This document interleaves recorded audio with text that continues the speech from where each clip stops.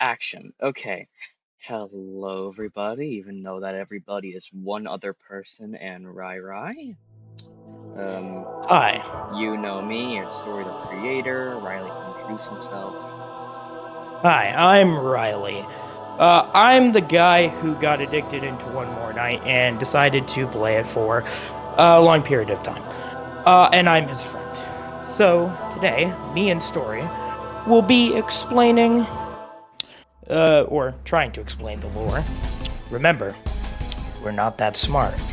Explaining the lore of One More Night, or the most we know about it, and we will be showing, or not showing, explaining an ending that Story has made that could tie into the lore of where we think it is going to head.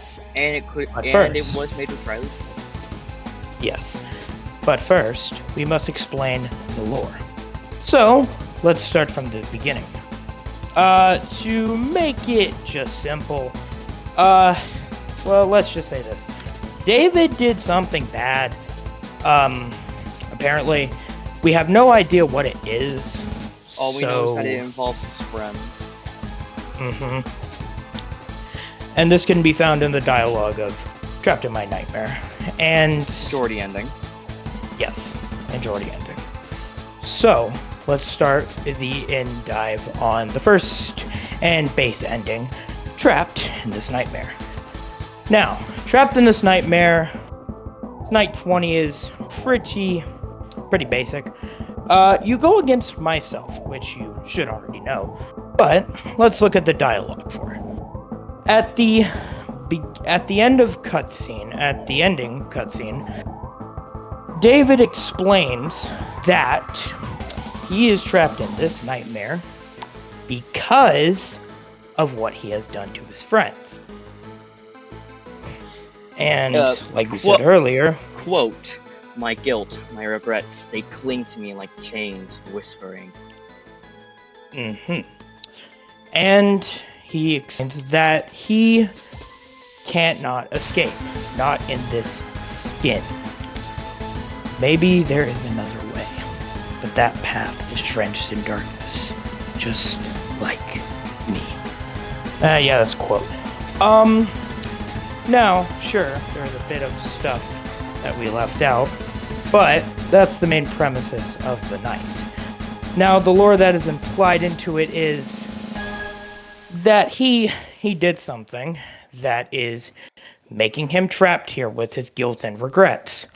And that's the reason why his friends are trying to kill him. That he did something bad and we don't know what it is. And that's the implied stuff about this. Now, on to Bid, or burning it down. Now, David tries something different. He tries a different strategy by finding a gasoline canister and lighter inside of the maintenance camera. You shine your light on it and you get it, and then you can pick at night 5. You know this. Let's talk about the ending cutscene. Beat myself, then the cutscene plays of him, throwing the lighter at the gasoline. Now,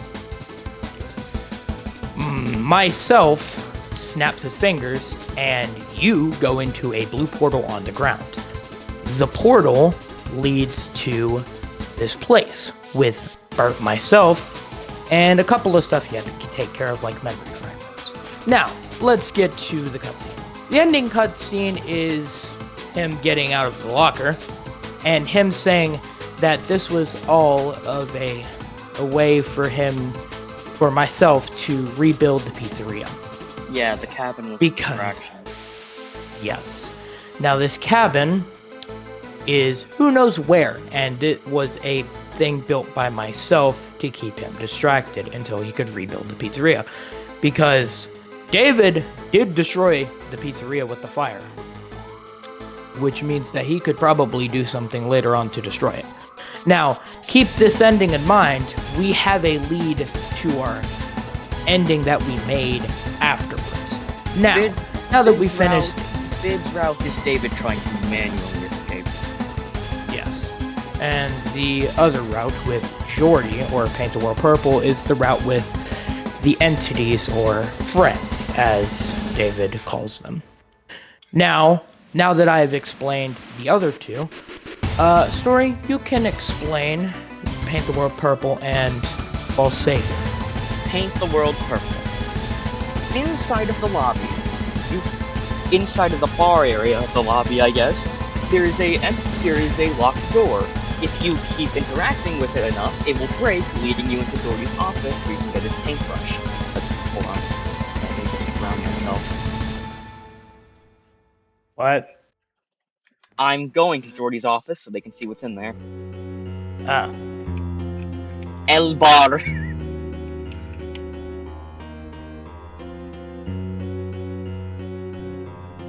interacting with it. And eventually you'll break it. And then inside is Jordi's paintbrush inside of his office.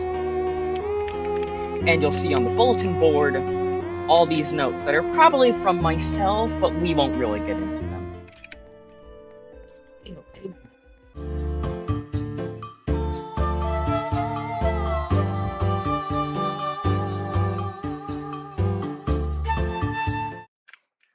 Welcome back.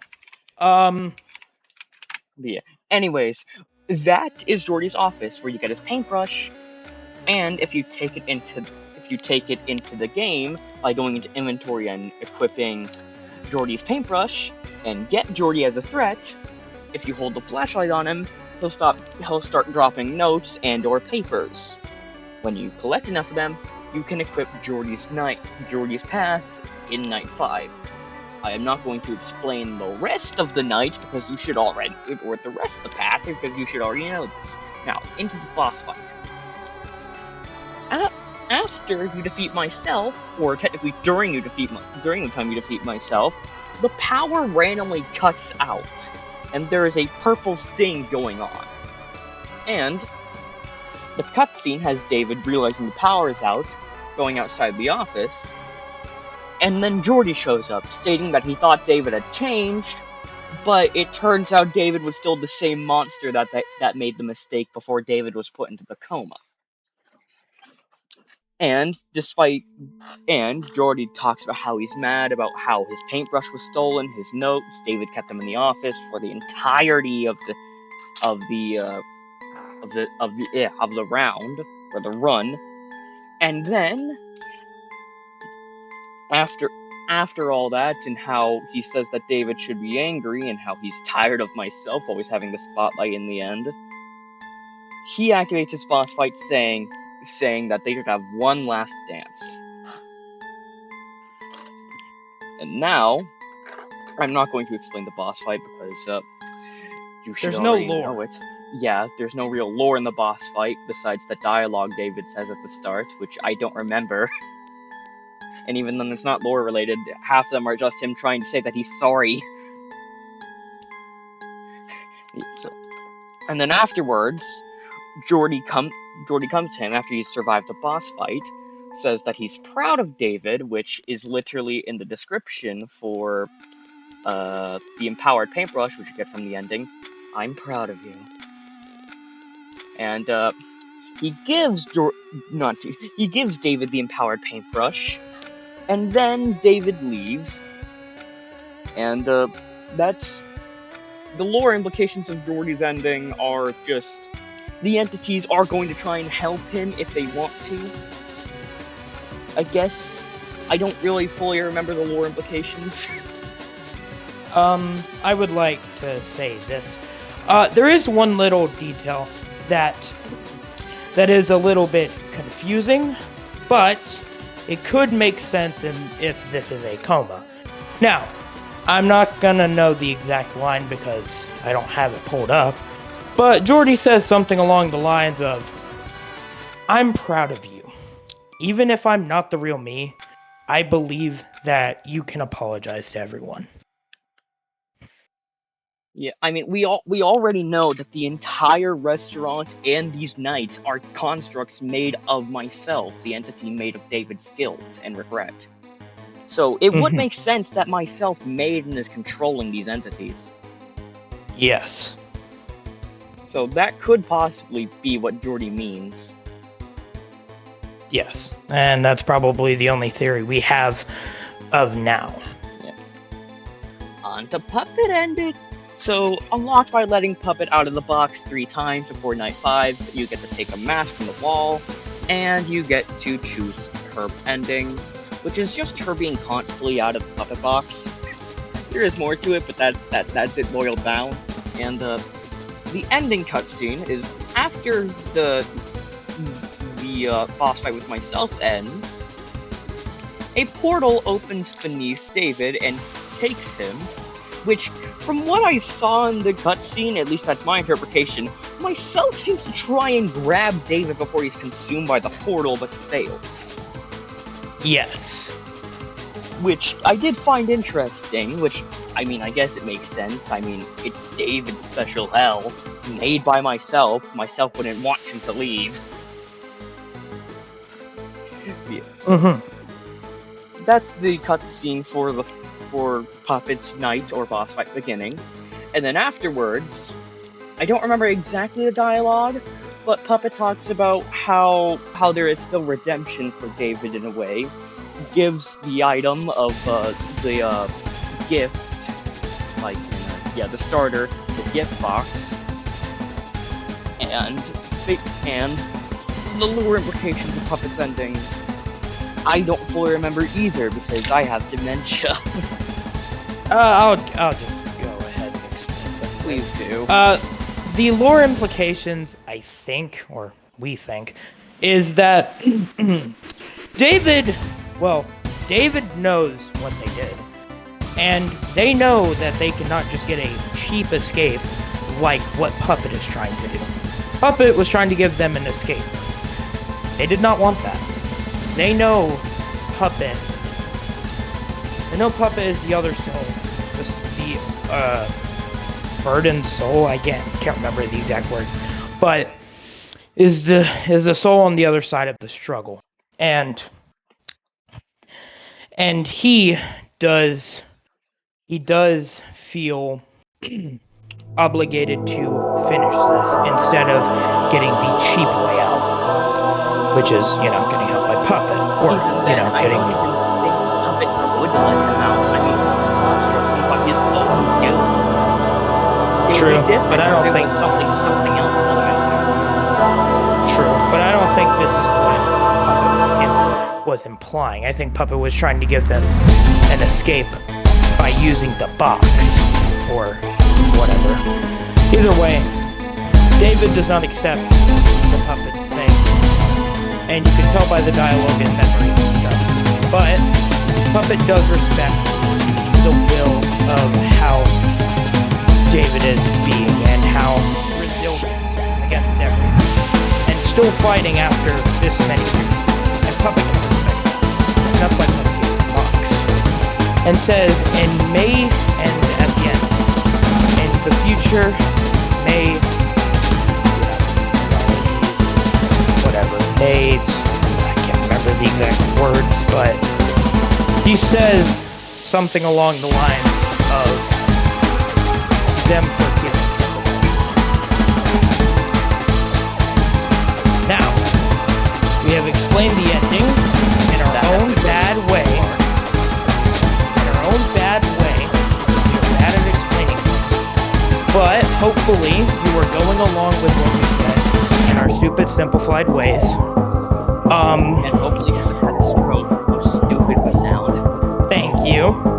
And now we will explain the ending and what we think why we think this ending will probably be next, if this ending does happen, because we have like a 99% chance that it won't happen. Yeah, this is a fan-made ending made mostly by me. But yeah, so basically it is an ending on his path. Basically, for the inspiration, we know that David is trying to get out by brute force.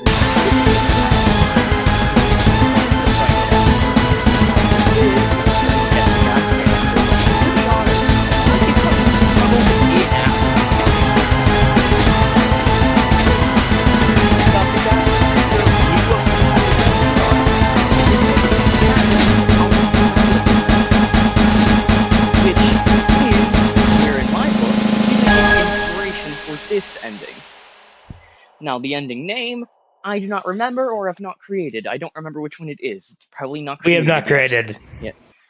Basically, the way to activate this ending to start happening is to shine your flashlight on a hall with no entities, and then wait for David to say something along the lines of, I wonder what's out there. Because, there. Sure, the windows and the factory's ventilation states that there's nothing else out there, but there was the cabin and puppet area inside of there. So there is other things out there, but he doesn't know where, though. Basically, after you get that, you can choose this route in Bid's path. And, basically, the entirety of the ending is David cracking and breaking the windows because there is no exit door in order to manage to just jump out of one of the windows into the outside in the myself boss fight ending, which, again, there's technically nothing out there, so mock us if you want. This is fan-made. Yes. But yeah. The main gimmick for the ending with the broken windows, this is all we have so far, is basically during the night you would have oxygen would be going down more inside of the place because air is leaking out of the broken windows, and basically you have to put on your mask in order to breathe because there's oxygen or something inside your mask. Don't ask. And you need to put your mask on to breathe, and if you let your oxygen stay too low for too long, you just die. Yeah. And that's all we really have with the fan-made ending, but we like it. Yeah.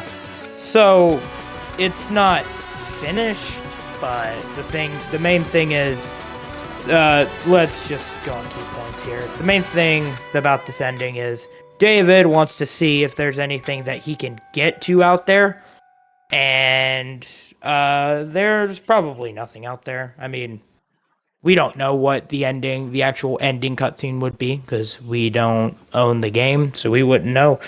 But that's pretty much the ending that we made. And that's pretty much most of the lore that we have gotten together. Sure, there are bits and pieces that we haven't dwelled into, like the orb behind us, but there those isn't enough things out to try and confirm on anything because the game ain't even close to done yet. So for now, that's all we know.